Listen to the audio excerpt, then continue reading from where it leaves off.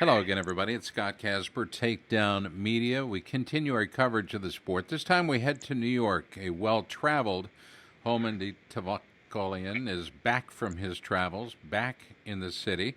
He joins us now in the Nike hot seat. Mo, what's going on?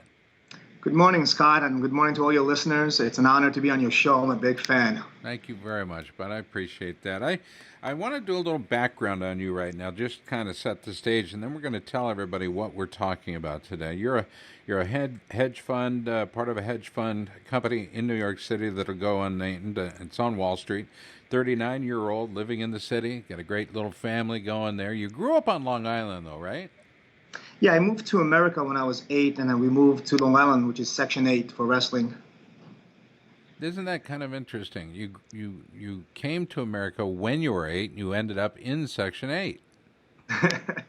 Yeah, that's where I started my wrestling career on the North Shore of Long Island. We're not really known for wrestling, so started there and wrestled throughout middle school, high school. I was your average wrestler, won most than I lost. I wasn't really a standout, but I worked very, very hard.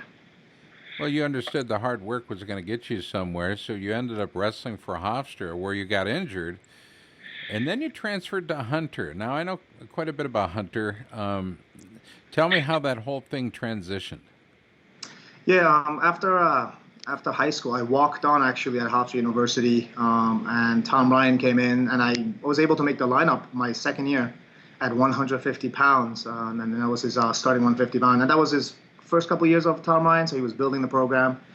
At the NCAA qualifiers, I blew my left knee out, and that was it. I ended up transferring out. It was one of the hardest decisions I made because I do have utmost respect for Tom Ryan. He's a great coach, great person. I love him to death. So I transferred to Hunter College, Division III in Manhattan. I had to be close to my parents because once again, I took care of them. I pretty much, my parents were immigrants, so I was handling their day-to-day stuff. And I wrestled for Coach Cadenzi at Hunter College. Coach Cadenzi, what a man, what a man. And he's done so much with so little over the years, so many hours. I find it hard to be able to salute him enough and what he's been able to accomplish over the years. A good man. He's a great man. I mean, he's a dear friend. He's a great human being. Now, you trained in Iran during the summers, is that right? Yeah, so during the summers, when I transferred out to a Hunter College, I used to go there and train during the summers for about a month or two each time, and then I would come back. It was a great, awesome experience. I mean, their training is very different than our training here. Their sessions, I remember the first day I walked into the room, there were about 60, 70 kids in this small wrestling room. Some of them didn't even have shoes, and they were just waiting on the sidelines, waiting for the coach to get them to come in. And since I was a guest, they would let me always start. And then in the beginning of practice, the coach would always sit down and give life lessons and teach the kids how to respect their elders and all that stuff. So it was pretty cool. It was like a motivational speech. And then after that, they would just do one move and one counter as a technique session. And then we would do a lot of situations. And I remember the coach used to walk around with a stick. So if you were stalling, he would whack you in the back with the stick. Wow. They could seriously over there. Yeah. Do they still allow that? They would allow it there. I mean, a lot of kids were working. But once again, they respected their coach as if this person was their parent. It was unbelievable, the amount of respect, and they listened to everything the coach said. I mean, it was great too. Like the situations helped a lot. They would stop you. There was about 5, 6 coaches walking around observing the kids, and they would stop you right when they saw you were doing something wrong in the move or technique, and they would correct it.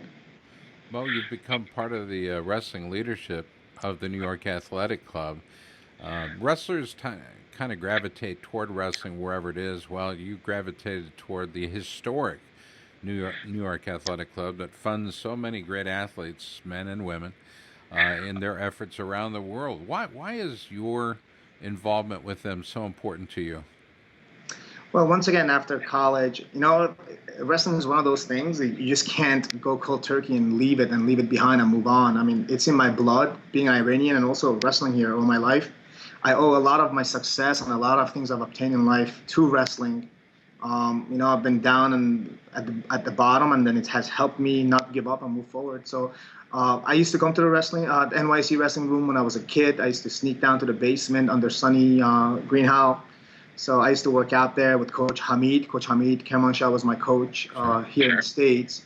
And eventually, once I was able to stand on my feet and be able to afford the membership and all that stuff, I wanted to give back. So the New York Athletic Club has been my home, and I've been here working, training, and now I'm on a leadership role and trying to help our athletes and have them reach their goals as well.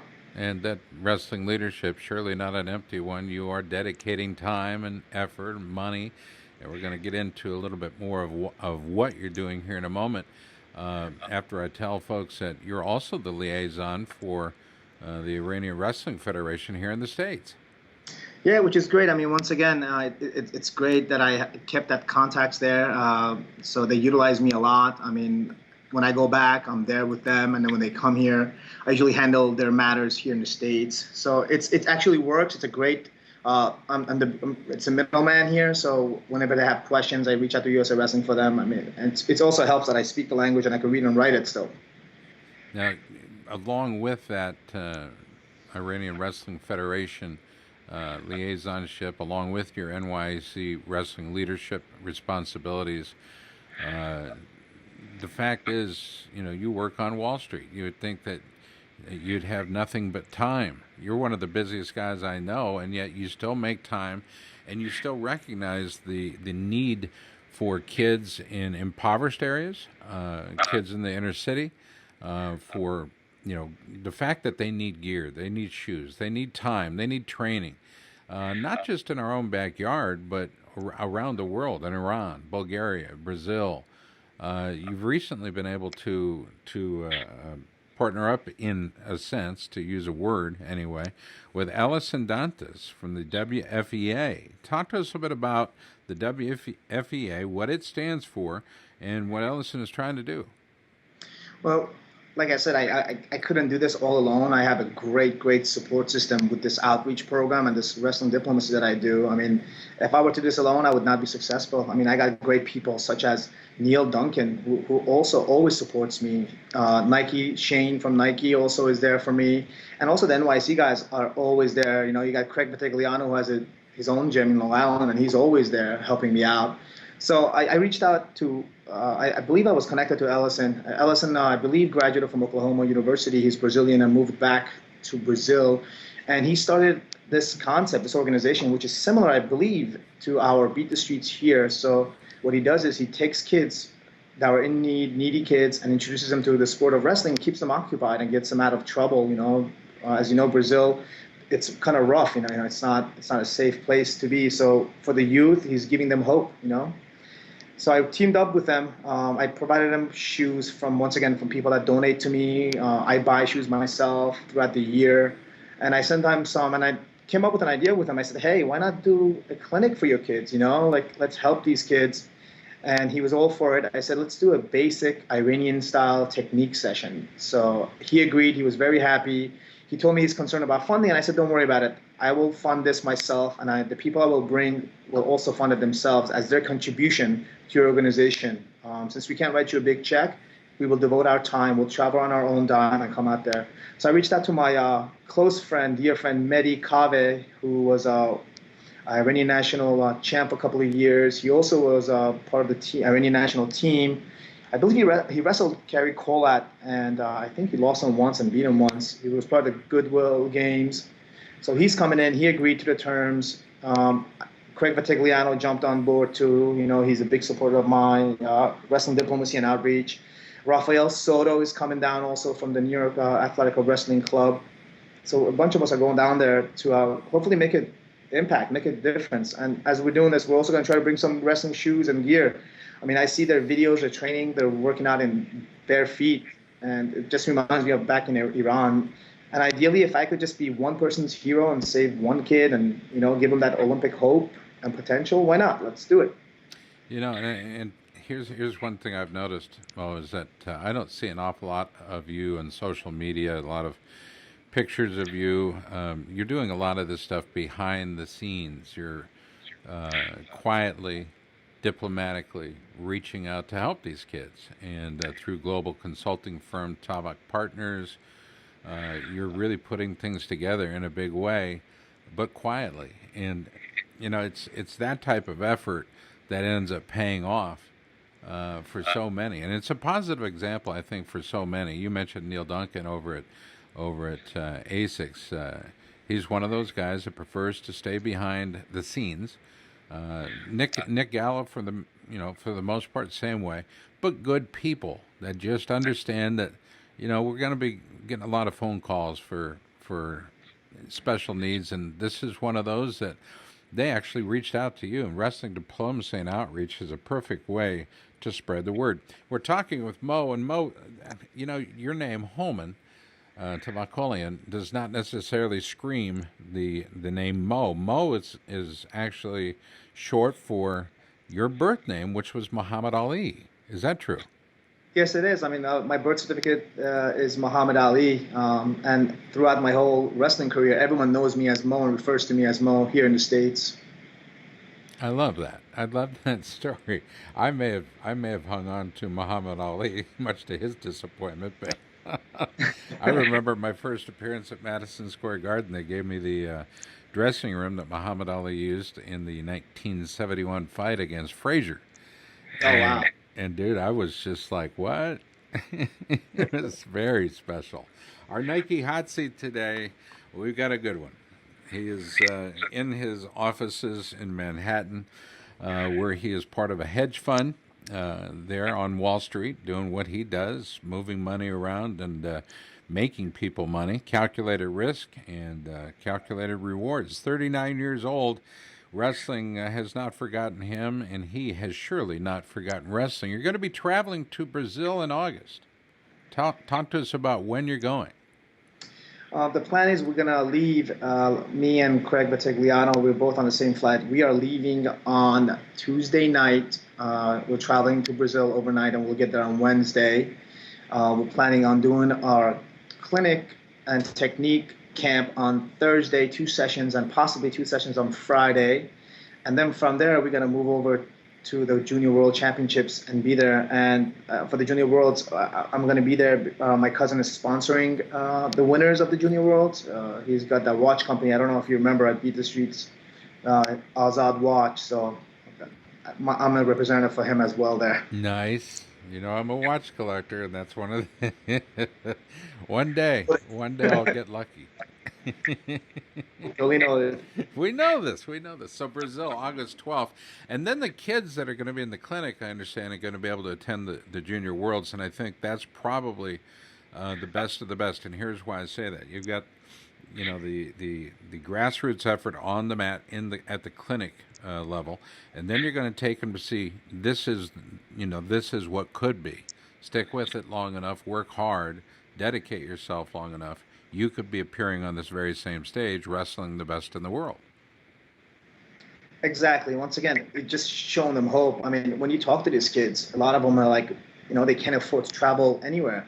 So making that national team, the junior national team, gives them an opportunity to get on a plane even, to experience a flight, which is amazing to me. Well, it absolutely is amazing. By the way, I wanted to thank you and the entire New York Athletic Club for the effort put forth at the Bill Farrell this last year as it took place out at Hofstra on Long Island, and that was a wonderful event. Well done. Moving it was a big decision, but I think you guys have something going on here, don't you?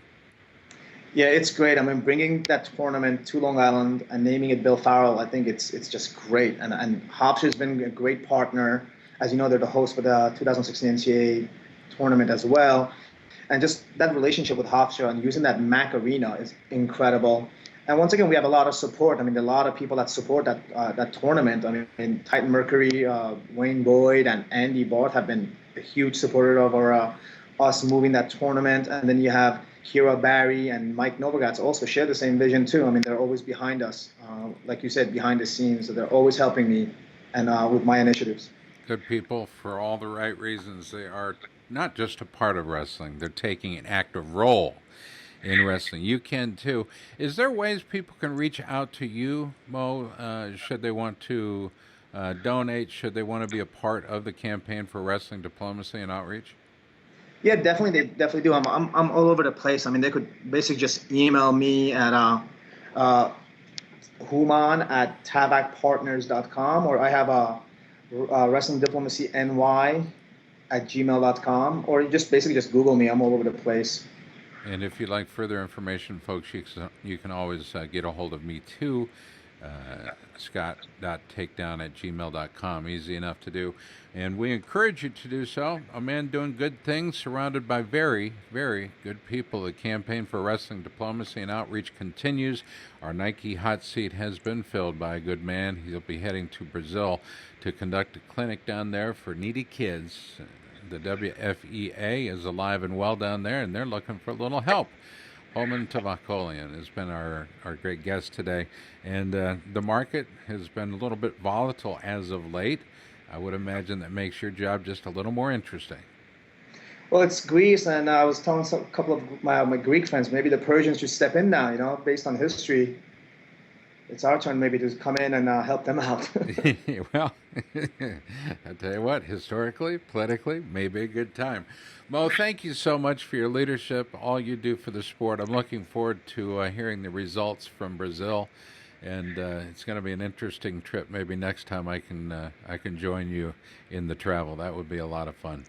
And once again, Scott, thank you very much for all you do too. I mean, you are the true voice of wrestling, and I really am thankful for your support as well for the sport, for myself, and everything else you do. Thank you so much. I appreciate that more than you know. It's been a long trip, but we ain't anywhere near done. For all of us at Takedown Media, thank you so much for watching. This is a close to the Nike Hot Seat for today. Appreciate you watching.